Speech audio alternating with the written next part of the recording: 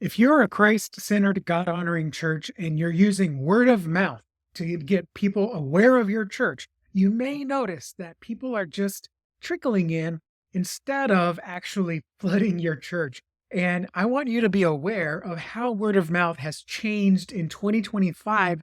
Because if you miss this, if you don't understand what I'm going to share with you in this video, you're going to keep seeing just a few people come and go, and you're not going to actually see people remember your church or know you exist. In this video, I'm going to give you what 2025 word of mouth strategy should look like. I'm not going to ask you to spend any more money or try any cheap gimmicks or do anything that's going to insult what your church is doing. I want your church to be better known, nay, the best known in your community.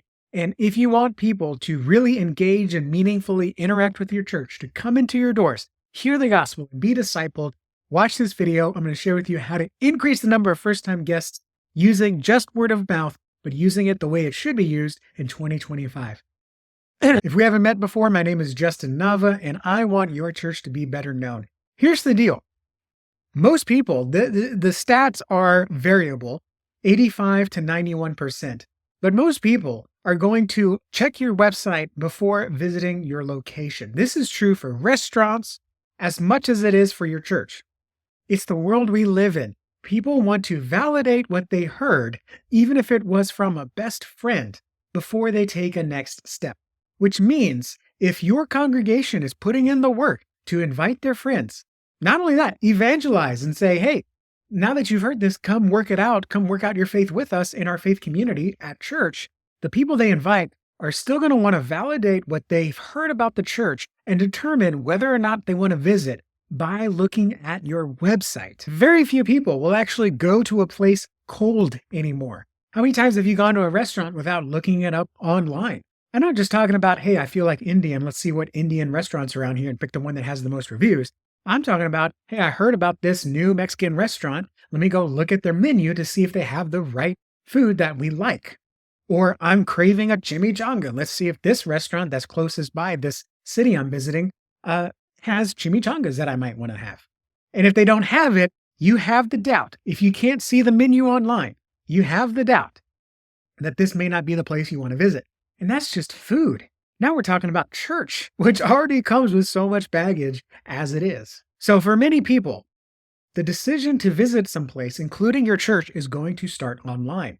Meaning your church needs to have a website that properly introduces yourself and creates that best first impression. Because it's not going to be your curbside, it's not going to be your foyer, it's going to be your website. They are forming a first impression and judging you based on what they see online. So what do they want to see online? Quite simply, first of all, and primarily for the guest, they want to feel understood by your church. They want to feel like you understand what their needs are and how you can serve them.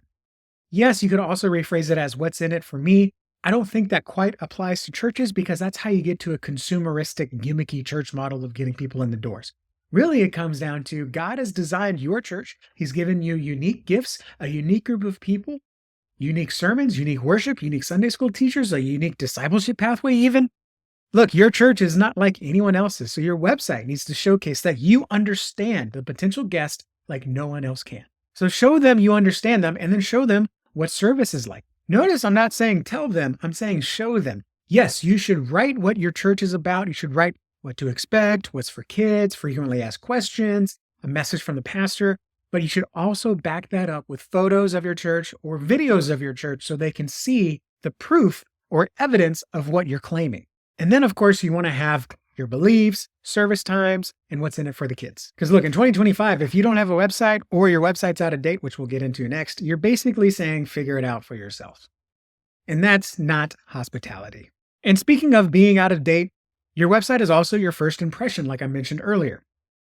So if you are difficult to find, if you are slow loading, it's like being late to a first date. Or if it's just outdated. If I go to your church website in March and I still see Christmas information or still see information from February, that's a sign that you're not taking care of your website. You're not properly preparing for me. And if I can't trust you to maintain a website in 2025, probably I'm not going to trust you with my kids. I know that's harsh and that's not the way it should be. It's the reality and it's what we need to do to create a hospitable presence for our potential guests.